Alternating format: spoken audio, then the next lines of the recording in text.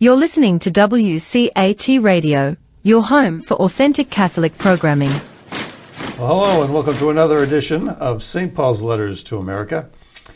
Now, I say another edition of the podcast, but not really. Today, it's very different. Usually, we record the podcast in a radio studio. Today, in a television studio, because this is a very special occasion. Today, we have as our guest Dr. Sebastian Mahfood, who is the reason why the podcast even began. And he is the director of WCAT Radio, which carries all of our these podcasts as well as so many others. So, Dr. Mahfood, it is our very great pleasure to have you here today. Thank you, Ray. So this is St. Paul's Letters to America, and it is the program in which we ask a simple question. What if St. Paul were alive today? What if he were here in America, or at least was alive, and could see what was going on in America, and felt compelled, based on what he was seeing in our country, to write us a letter? What would he tell us? Well, we know the answer to that. Not that we think we know the answer to that. And the reason why we know the answer to that is because he wrote the truth. The letters that he wrote to the Galatians, the Colossians, and so many others expressed the truth, and the truth does not change. Now, today, a lot of people, you may not actually, believe this, but a lot of people don't even believe in the truth anymore. They don't even believe there is such a thing called the truth, or that you can identify the truth. But it is there, for the simple reason that there is a God, and the truth is an awareness of Him, His creation, His purpose, His individual plans for each one of us. So there is a truth. The only question is whether we can see it, whether we can understand it. So how do we know? Well, we ask questions, and that's what we do in this podcast. We ask questions, and they're usually, always, in the context of a letter from St. Paul, as is going to be the case today. But before we do that, I want to introduce Dr. Mahfood again, because not only is he the director of WCAT Radio, but he's got he's got something else that keeps him a little busy, and it's the reason why he's here today. So perhaps you could tell us. You are the director for the Institute for Theological Encounter with Science and Technology. So ITEST is an institute that was founded in 1968 by Father Robert Brungs, is a Jesuit father, who was an incredible source, an incredible inspiration for our understanding of a complementarity between faith and science, at least in the St. Louis region, for over 40 years. And he died in 2006, and the organization continued under the leadership of Dr. Thomas Sheehan, who served as director until 2021.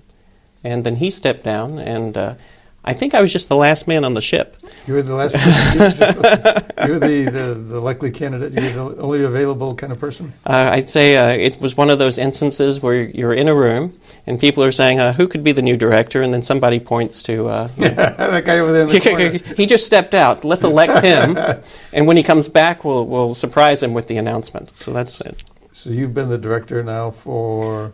For about a year and a half. Okay. So, and before that, I was on the board for maybe 12 years. I joined the board in 2006. So however long that is, that's 16 years now that I've been involved with the Institute for Theological Encounter with Science and Technology. So the objective of the Institute is to explore, to stress, to spread the word about the fact that there is this complementarity between science, technology, and what I've called the truth. There is a complementarity with the divine plan, the divine order. Absolutely. So we're losing a lot of Catholics. We're losing a lot of Christians to agnosticism and to atheism because they believe science has all the answers. And that science, is opposed. And that it's faith. that it's diametrically opposed to faith. Because if you can demonstrate something through science, then you don't need God to explain it. You can say, this happens scientifically because of evolution. Well, this happens because of how DNA works. And they say, well, if it's possible for us to explain it in natural terms, why do we need to resort to the supernatural, for which there's no empirical evidence? All right. And so they call themselves, or we would understand them as material reductivist, people who reduce everything to the material reality. What I can see, what I can touch. And if I can't see it and I can't touch it, it's not real. Then it doesn't exist. That's right. So, you could be wondering, well, would St. Paul have anything to say about this? Would he have anything to say that would be relevant to this? Well, as a matter of fact, he wrote that ever since the creation of the world, his invisible nature, namely his eternal power and deity, has been clearly perceived in the things that have been made, so they are without excuse. Yes, there is a divine order. It's plainly apparent if you're at least open to it, and you can see that there is so much more, that there's got to be something behind, what has come to be. How has this all come to be? But anyways, so St. Paul believed that. St. Paul believed that from the world that was just in front of us, you could perceive a divine order to things. And so that's obviously the question that everybody that's involved in the Institute explores. So how many people are involved in the Institute? How do you spread the word? Or how do you explore these questions? Well, we have several hundred members who are in the Institute for Theological Encounter. I'll just call it ITEST to save the... I got that. Yeah. So we have about 300 members. We have about 1,700 people on our mailing list. We have some meaningful partnerships. We have 30 bishops in our membership. We have a lot of priests. And we're connected with other organizations like the Magus Institute, Father Robert Spitzer. Mm-hmm. Okay, sure. So, and he's come and he's done webinars for us. He put together a presentation several years ago that we continue to make available. Stephen Barr's Society of Catholic Scientists has been very helpful to us. In addition to the partnerships we have with other organizations, I'm constantly looking for more people involved in the faith and science conversation to help spread that message of complementarity between the worlds of faith and the worlds of science. St. Augustine is purported to have once said that the book of nature and the book of Scripture are written by the same author. And, you get that from Genesis even. At the very beginning of Genesis, we've got God creating everything in an order. And we are part of that order. We're part of the natural world. And we're part of God's creation in His image and likeness. So understanding that is something that that people of faith have understood for thousands of years. Just that alone, that the natural world has a creator. It didn't create itself. And we can participate in that creation, in that act of creation, in the life of our Creator, simply by cooperating with grace, which God freely provides. Many people like to walk around with umbrellas because the ocean of grace and mercy is pouring on their heads constantly. But they got to be me, so they hide. Yeah. So the faith-science conversation, the complementarity between faith and science, is an important thing to express, an important understanding to share with others. And that's what ITEST does in terms of sharing its message and extending its message to the world. We do it through our bulletins, to our membership. We do it through webinars. We try to find interesting people who can have this conversation, who have organizations through which we can extend our message. And we have them come on our show. So perhaps now's a good time to ask this. Sure. But if somebody wanted to watch any of these webinars, how do they do that? If you go to our website at faithscience.org, all of Faith Science. Faith Science. Not Faith and, just Faith Just Faith Science. .org. We kept it simple. Simple's good. Yeah. So faithscience.org, we have all of the webinars there. And every time we do one, we do it through Zoom, we record it, we post it on WCAT TV, another one of our partners. And then we share it through our network. We share it with all of our bishops, with all of our priests, and with all of the people in the organizations from which our speakers come. Now, do the people that participate in these webinars, are they all religious, or some of them scientists, or what's the makeup? Do they come from different, fields? They do come from different fields. So when Father Brungs began an annual conference, and this is what we base the webinars on, he used to have people come from different perspectives within a particular tradition, a particular faith tradition or particular science tradition. And he would ask them to share their views with one another, and then an audience that had gathered would be able to ask them questions. And so that's how we started the webinars.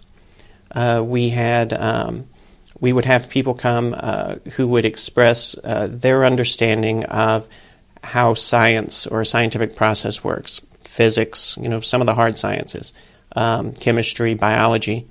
And we would have somebody else say, okay, well, what about these things? And it would likely be a theologian who would enter into that conversation.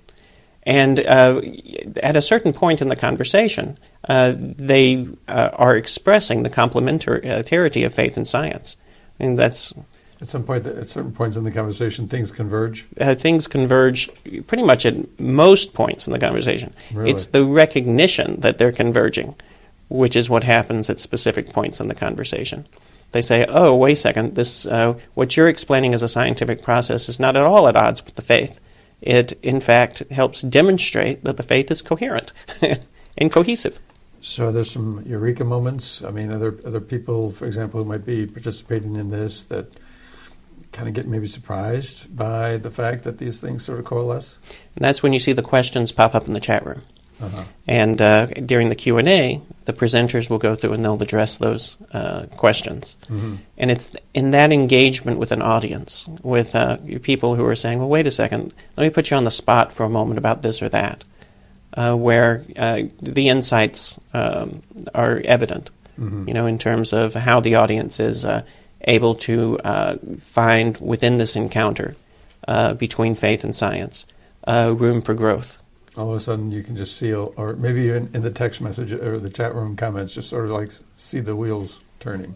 Or sometimes you see it turning in the participants themselves. Yeah. Like, oh, well, that's an interesting thought. Let's explore this a bit. Yeah, so I take it you've seen a number of these. Are there any that, seem to be memorable, or any of these that, come to mind? I know I'm putting you a little bit on the spot here. Oh, I don't mind being put on the spot. Okay. We've done, we started doing the webinars as a regular occurrence after COVID hit. In 2000, suddenly the world found itself on Zoom. And the world learned how to use video conferencing software. Prior to 2000, you would send a WebEx or you would send some kind of invitation to somebody to join a show. And you really need a lot of technical support to get people into the mindset of, okay, I'm going to join a show in this way. That was the first thing. Mm-hmm. And these are the technical things I need to do to get on the show. Mm-hmm. Zoom made it easy. Zoom was a link. You tapped a button. You were there. Right.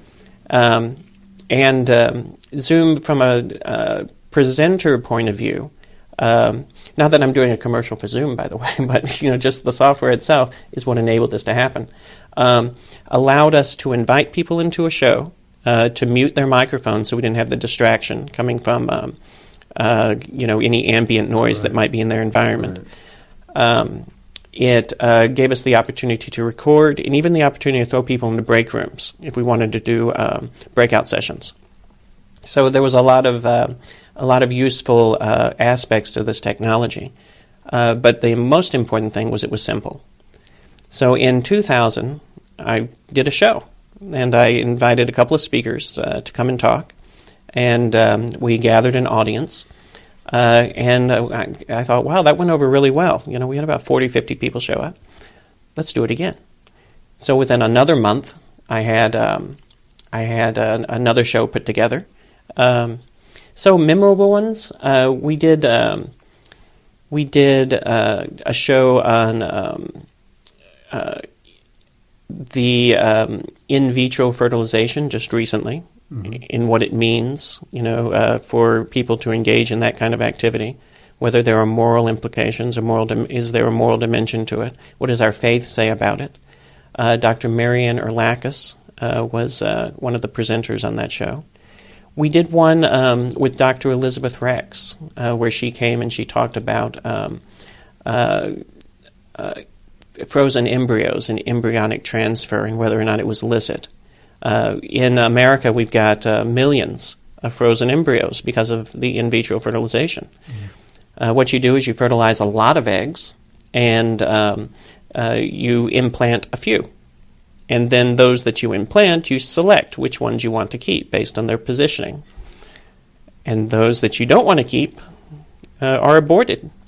So if every person, if Dr. Seuss is right, in Horton Hears a Who, that a person's a person no matter how small, if every human person who is alive has what would be considered by the scientists who perform IVF a fungible identity.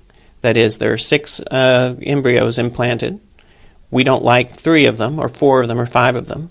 And so it doesn't matter which one it's all a matter of luck as to which one implanted best. Then what does human life mean?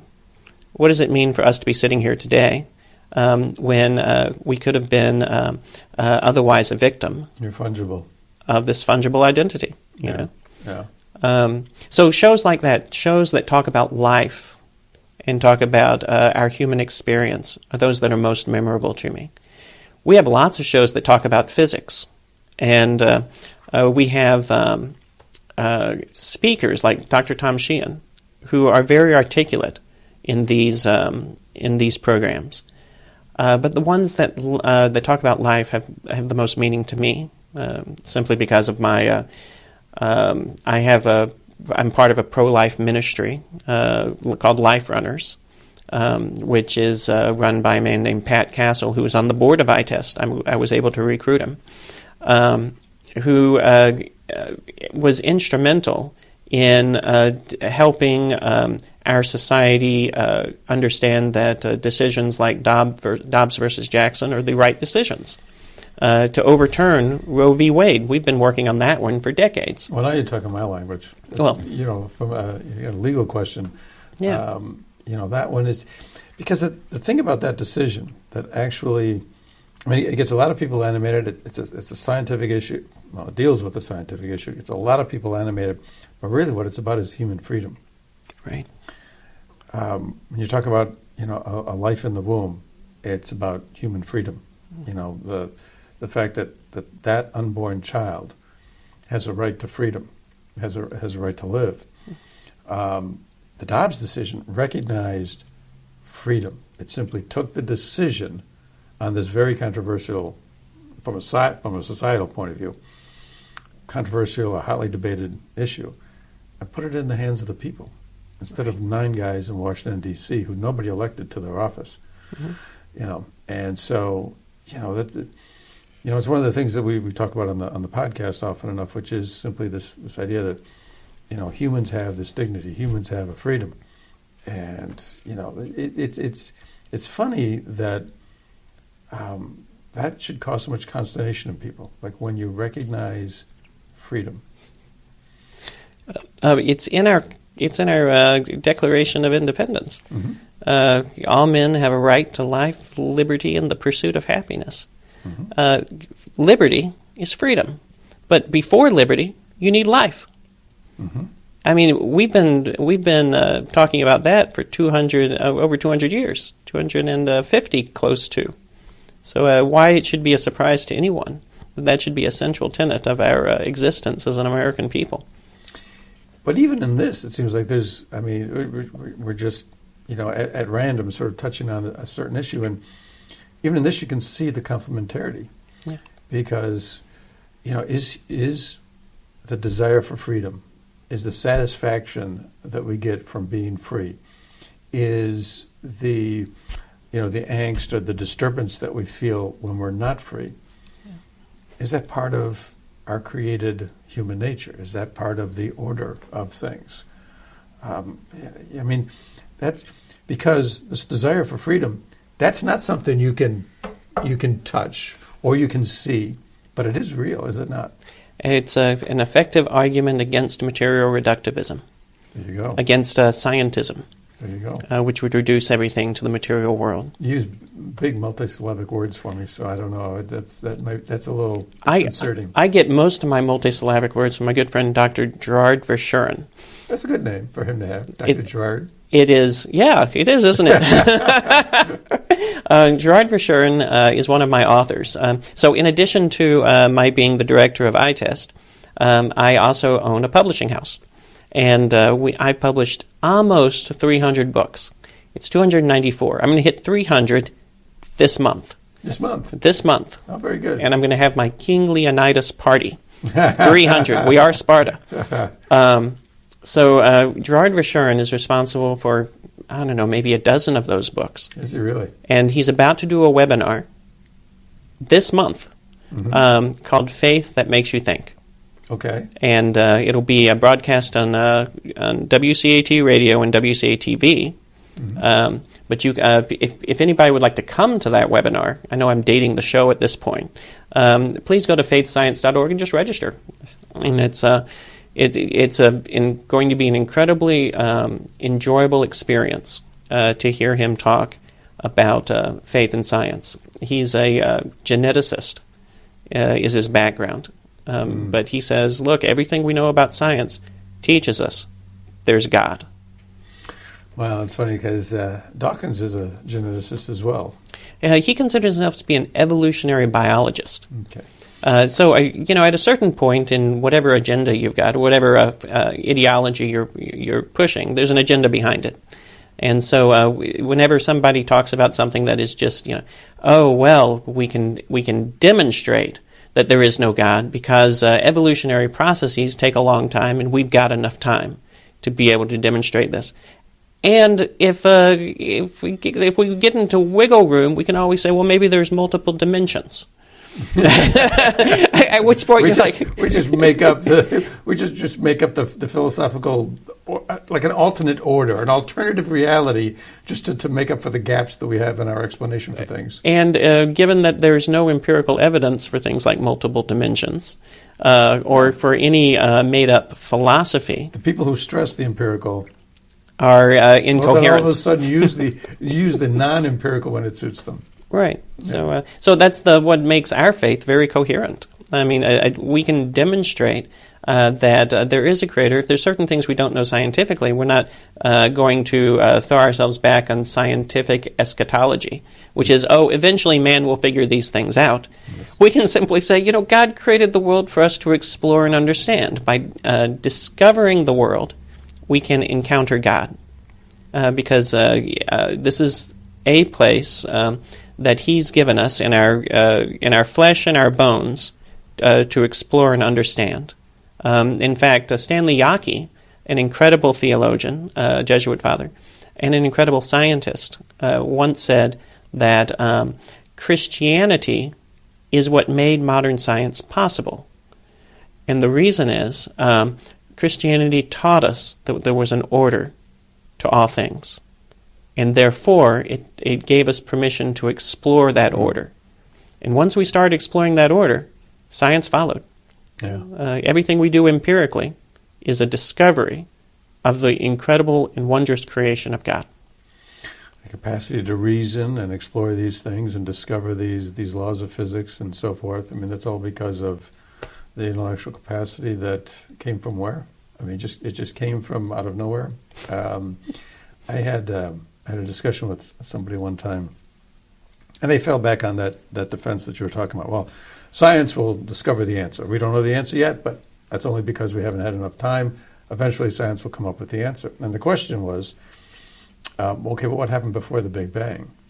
And the Big Bang, of course, was, again, you talk about the complementarity between, faith and science. I mean, my understanding is that the Big Bang theory owed its origin to a Catholic priest, Father George Lemaitre. And And he was not put off by such theories, or that I'm sure didn't, disturb his faith. Mm-hmm.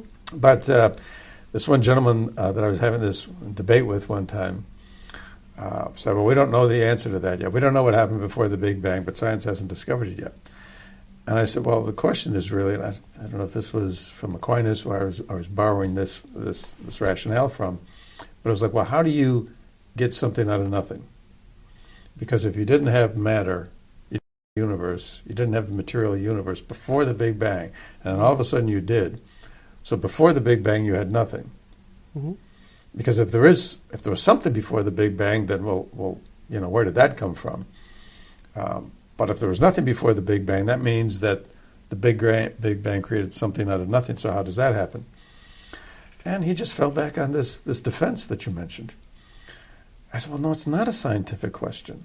It's a philosophical question. Right. These are ideas. Nothing, something. How do you, can you have one come from the other?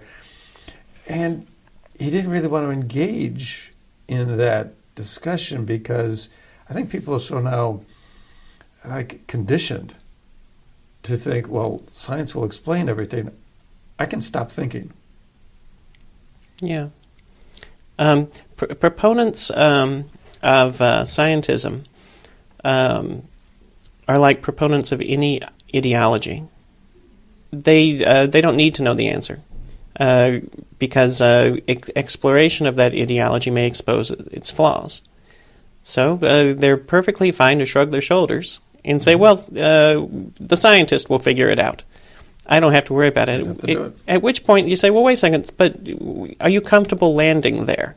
Mm-hmm. Are you comfortable not wanting to move further? And you find a lot of people are like characters in Plato's dialogues. Mm. When Socrates would ask them a question, well, where does virtue come from? What is virtue? Mm-hmm.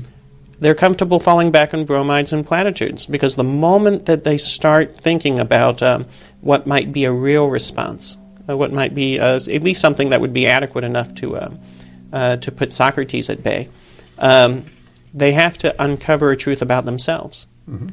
And it's a blow to their pride. Yeah, or it's just maybe part of the explanation is they're a little afraid of it because now you have to take some responsibility for your own life. If you have to think, what is the purpose of my life? Whereas if you just fall back on science, and I don't have to answer that question. What's the purpose of life? What's the meaning of life? These are philosophical questions. And if you think everything is explicable by science, why don't I have to answer that question? I don't have to worry about that. And as you say, are you comfortable with that? Because, okay, what's the meaning of your life? Don't you want to know? That's a key point. What's the meaning of our lives? If our lives actually have a purpose, then we're responsible for living that purpose. Mm. But that gets in the way of our hedonism. Mm-hmm. That comes with consequences. Yes. Exactly right. Yeah. We want freedom without responsibility. Right. And to accept freedom in the sense that even you're talking about, in terms of the human person is that we have a fundamental right for freedom. Mm-hmm. To accept for that fundamental right, to accept freedom and to own it, we have to be responsible. We have to be responsible, and there's a consequence to that as well, because then if you want that freedom for yourself, you have to be willing to acknowledge it, for other people as well. And if other people do things or say things you're not really in favor of, well, maybe you don't want to allow them so much freedom that you want to have yourself. Right. It's a nasty thing when you demand that things have to be consistent. There's also a fear of this new phenomenon in our society, cancel culture. Mm. People may be afraid of pointing out, I really don't want to use gender pronouns, for instance, because they're afraid they'll be canceled. Mm-hmm. They're afraid that they will awake a woke community, as it were, to scrub them out. And we've seen this in some instances. The one that most clearly comes to mind is that high school student who was at a pro-life march in Washington. and an Indian, somebody representing. You're talking about the Covington High School. That's it. Student Representing a Native American came up and harassed him, and he simply stood. He didn't do anything. Mm-hmm. Now, 1 million people show up to Washington, D.C. every year, and there's no real news coverage. The media is not focusing on, oh, look at this outpour of support for the pro-life movement. But they zeroed in on one isolated event, and that became the pro-life march, at least as far as the media was concerned. Right. So, and this cancel culture that goes on, it brings up that question again of freedom. This is intellectual freedom, the ability to, think for yourself. No, you have to say certain things. You have to conform to a certain way of thinking. And if you don't, then you get canceled. And so the issue again there is human freedom, human dignity. What is the value? What's the meaning of a human life? What's the value of a human life? Another philosophical question. And those philosophical questions, they have to be able to correlate to scientific discoveries. If it's all part of, a coherent whole. And if all of this world and all our lives in this world are not part of a coherent whole, well, that's a pretty depressing thought. Well, it's those of us who are in both the faith and science conversation are seeking that coherent whole. We could, like the scientific ideologues or those proponents of scientism. I don't want to demonize anybody. I mean, I believe everybody is a work in progress. I'm a work in progress. We're all on a journey of faith. We're all on all kinds of life journeys. Yes. So, if we look at something, those of us who are part of this broader conversation that tries to understand our faith as complementary to our science, and our science is complementary with our faith, we are going to ask those harder questions. We are going to explore those areas where, it might be we don't know the answer. And we are going to at least acknowledge that we don't know the answer in our faith. That, okay, there are some things that God has done that are a mystery. Take, for instance, the Eucharist. Is God present? Is there a real presence in a consecrated host? Mm-hmm. We believe there is, but we also believe that there's a mystery behind it, as in all mysteries, that we will never fully understand. Saint Damien in Dante's Paradiso meets him in the seventh sphere of heaven and says, the beauty of our faith is that we get to grow eternally. Eternal spiritual growth in the mind of God. But no matter how big we get, we'll never plumb the mind of God. There's always more to understand, always more to explore. Yeah, God's deep. But yeah, so we will be able to explore our faith in everything in it. And that includes this understanding that the supernatural has formed for us a natural world in which to reside, in which to inhabit. So, in this discussion of the supernatural and the natural, what's the response like with people in the strictly scientific community? Have there been occasions where you've tried to invite people to participate in a webinar or somehow engage in the discussion that maybe are reluctant? There's the people that you run into, the people that you come into contact with, are they open to this? I suppose there's no one general reaction or one general description that you can apply, but we've been really good about getting people to respond positively to participate in our events. Even when they can't make a certain date. We're trying to put together a webinar for a particular date. We do them on Saturday mornings at 9 a.m. Central. And some people are traveling, some people have whatever, and they say, I can't do the date. And I say, well, would you pre-record something that I can post as a way to invite people, who want to watch the pre-recording into actually participating in the webinar? And I've had a great deal of success. It's nobody says, no, I won't do it. I had one person who had a distaste for the activity itself. The engagement. And it was because we were Catholic. And because she was concerned that she would be used, I guess, as a poster child for something. It was Norma Jane Rowe's daughter. Oh, who lives in Texas. Okay. She said, I don't feel comfortable doing this show. But I was inviting her to participate in a show where we were going to be talking about abortion and about the Dobbs decision, and about the impact of that on the overturning. So of Roe v. Wade and what Roe v. Wade meant for 50 years. I mean, these children of Jane Roe, Norma McCorvey, did not share the same philosophy. In fact, when I was reading about this one, she didn't even know her mother was involved in the case until she was a teenager.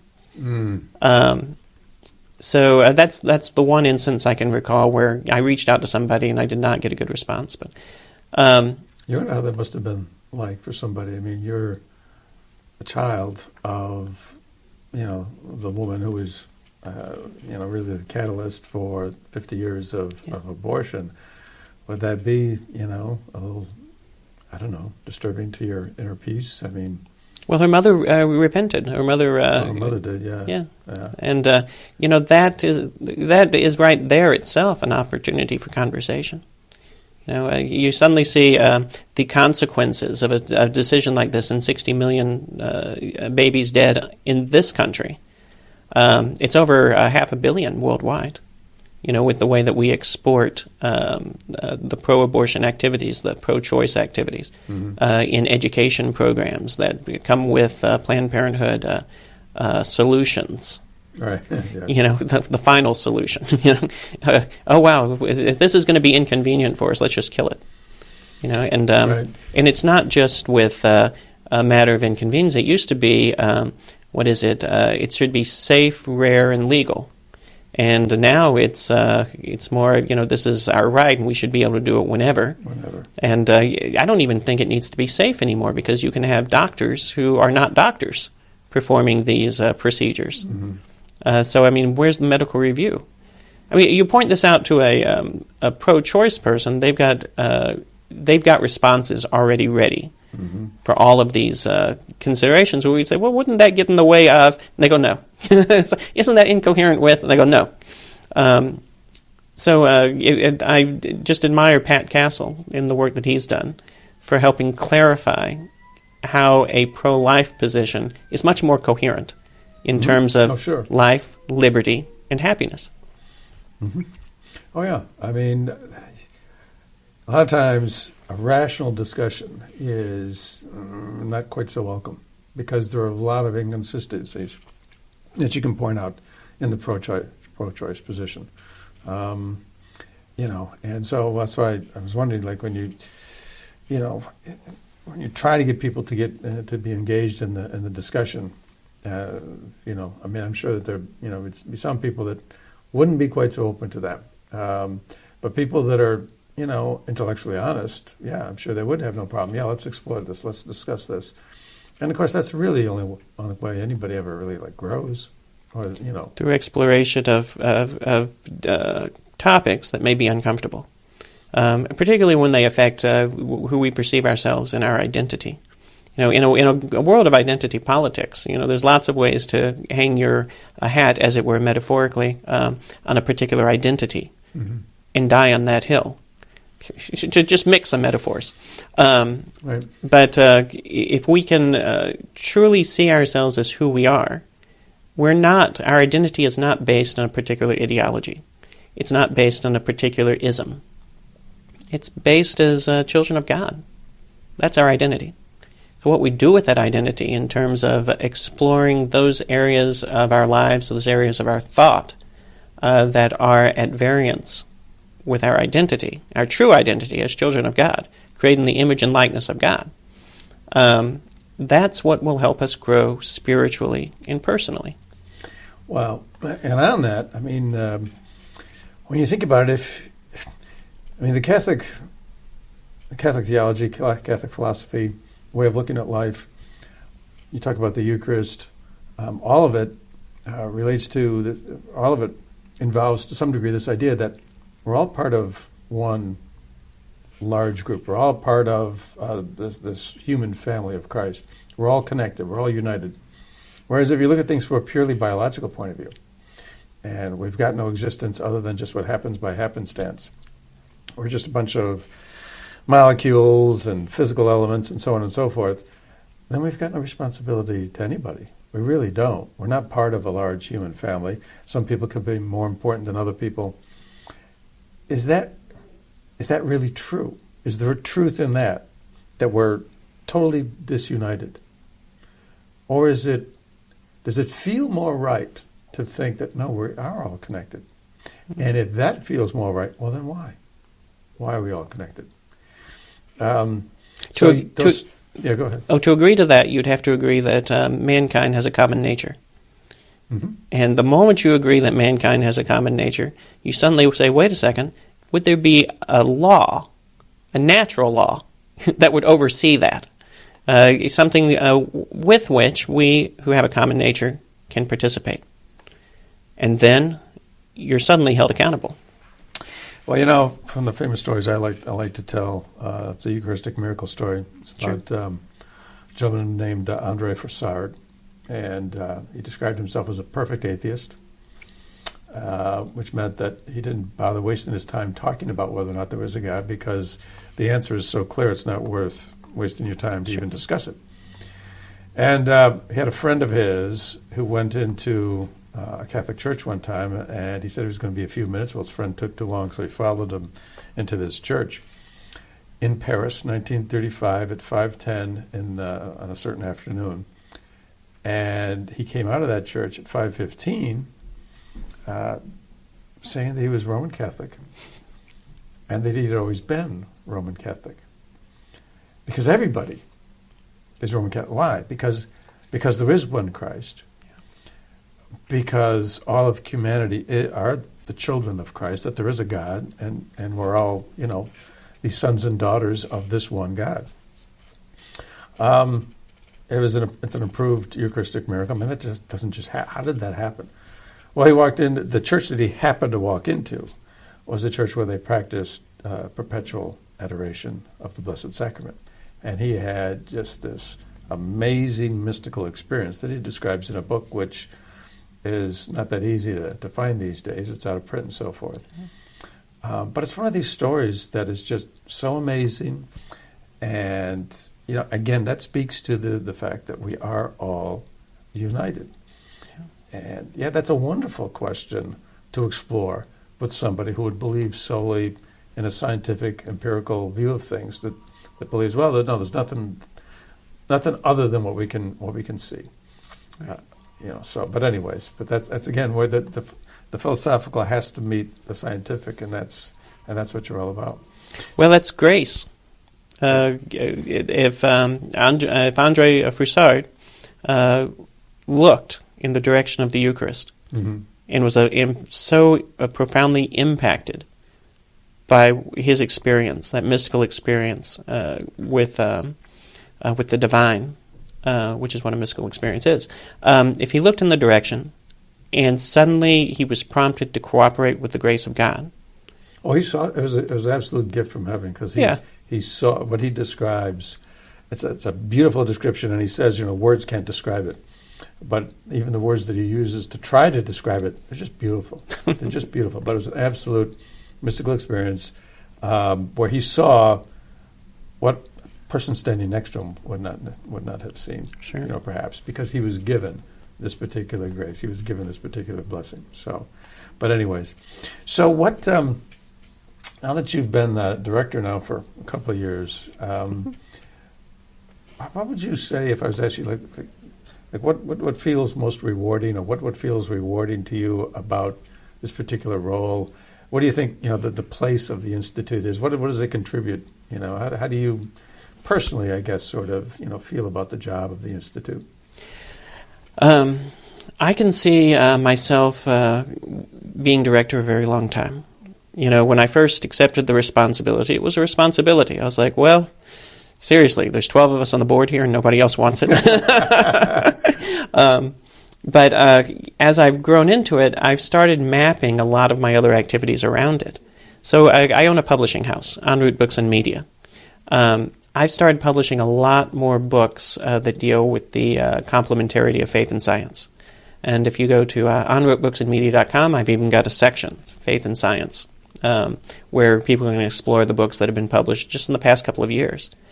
My radio show, my radio station, WCAT Radio, I've connected it with iTest. So it is the platform that produces all the webinars and actually hunts for scientists in the world of Catholic scientists to be able to come on and talk about things that they're exploring in terms of their faith and in terms of their scientific background. And so iTest is the beneficiary of these other entities that I have. But these other entities that I have are growing because of iTest. Just our membership base alone, our newsletter base, it's only 1,700 people. It's not as impressive as the Society for Catholic Scientists. But because of our partnership with the Society of Catholic Scientists, because how we are able to plug into their activities as well, it gives us a much broader audience. So I guess a challenge for the next several years is bringing in to our conversation those people who wouldn't naturally be a part of our conversation. It's hard to find theologians that are not accepting of science, at least in the Catholic world. Mm-hmm. There are probably many of them in other Christian faith traditions that may look upon science as, or even philosophy, as something they don't want to explore because it would go against their faith, or it might say things that make them uncomfortable professing their faith. It's a lot more often the case that you've got scientists, like Andre Froussard, for instance, who are so heavily involved or deeply involved in their paradigm that they don't want to express anything that might reek of the supernatural. That's where it takes on the attachment to science. Almost takes on like a religious kind of a quality to it. They believe in it. They believe in it, and it's the science you can believe in. Even if, and you say, well, yeah, but how about we discuss something from this angle or that angle? Well, that could perhaps upset something they believe. So now we keep that away. Right. Well, and if you're basing your science on belief, then you're demonstrating at least the capacity to be a believer. But that's where we get into those inconsistencies again, where you can, you ward off so-called belief, but nevertheless you practice, a belief kind of a system. Yeah. This idea of the fact that we're united and such. So there's a human nature. There's an ability to bond with people. I ran into a guy at a conference not too long ago, and this is a conference where there were a lot of scientists, a lot of engineers, a lot of geologists, a lot of scientists, and and that's not my background. But anyways, I was having a conversation with somebody, and he basically didn't believe in God. He believed in a God, but it was the clockmaker God. So he was an agnostic. He created the universe. He set all these laws of physics in motion. Stands back. Doesn't love people, care about people. Very detached. And he believed in the golden rule. That we all ought needed to be good to one another and so forth. And I challenged him on this. And originally he was very hostile to me because, and I warned him. We're starting on a certain discussion, and I warned him. I says, look, if we're going to talk about this, I got to tell you, I'm very religious. I'm very faithful. And what I'm going to be saying is going to come from that perspective. And he surprised me because he wanted the discussion. Okay. So, then we started on this, and so I challenged his notions. And I said to him, I said, at first he was very hostile to me because he said, well, you people that are all very religious people, you just want me to join your faith. And if there's somebody from a different church, he's going to want me to join his faith. And I got to believe what he believes. And this other person, and I'm just not, you've all got, there's 1,000 different truths out there, and you all think yours is the one, et cetera, and so he's very hostile. I said, no, it's fine. I mean, I said, you believe what you want. I said, it's okay, and I think he was, afraid of like being judged. I'm like, no, you're fine just the way you are, but here's something to think about, et cetera, et cetera. And at several points, I tried to stop the discussion. Okay, well, because I was thinking maybe this is too much, and he's like, no. So he wanted to continue this discussion. He was hungry for it, and I think the difference was, if I had to guess, the fact that he felt this acceptance. I wasn't judging him. Yeah. No matter that he didn't believe what I believed. It was okay. He was okay as a person, because I had this, and I told him, I said, look, if you go looking for the answers, you'll find the truth. Because I've got this confidence that there is this truth, and if you do go ask, and you shall receive, right? Mm-hmm. So I think that's what connected us. So it was a personal connection. It was a connection on a human level. There was he felt, I guess, in a certain form, love, right? At least, you don't judge, you don't, you accept. But you accept without conditions. I mean, it's even on that level, I guess, a form of extending love to somebody. Well, if that was the reason that we connected, where does that come from? That's it. It's a relationship. Where does that sense internally, right? That another person accepts me, and therefore I feel drawn. Where does that drawing? I mean, you talk about it like almost a gravitational pull. How about that one? We just worked a little science in there. But anyways, so we're just about out of time, and I'm going to make an offer to you, if you would sure. like. Perhaps you could close us out with a prayer. Absolutely, and thank you for that. So, in the name of the Father, and of the Son, and of the Holy Spirit. Lord, thank you for this time together. Thank you for the presence of your Son in our lives. And for our understanding that it's through our relationship with you that we are able to have relationship with others. And through our relationship with others, we're able to demonstrate our love for you. So please continue to help us extend our mission, which is ultimately one of evangelization.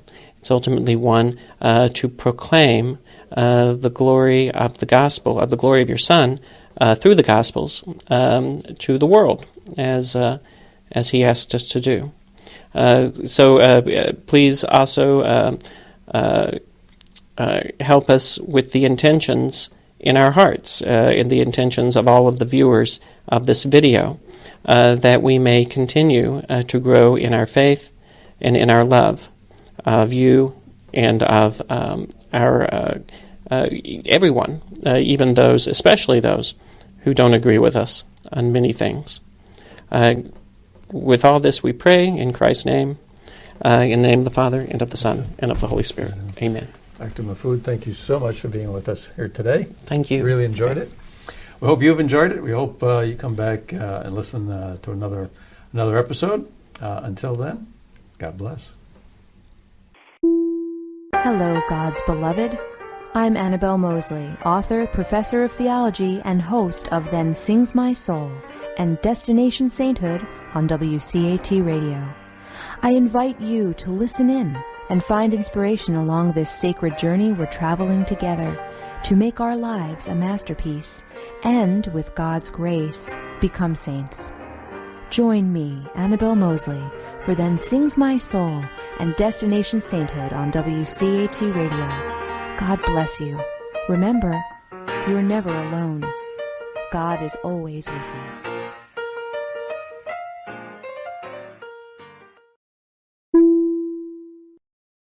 Thank you for listening to a production of WCAT Radio. Please join us in our mission of evangelization. And don't forget, love lifts up when knowledge takes flight.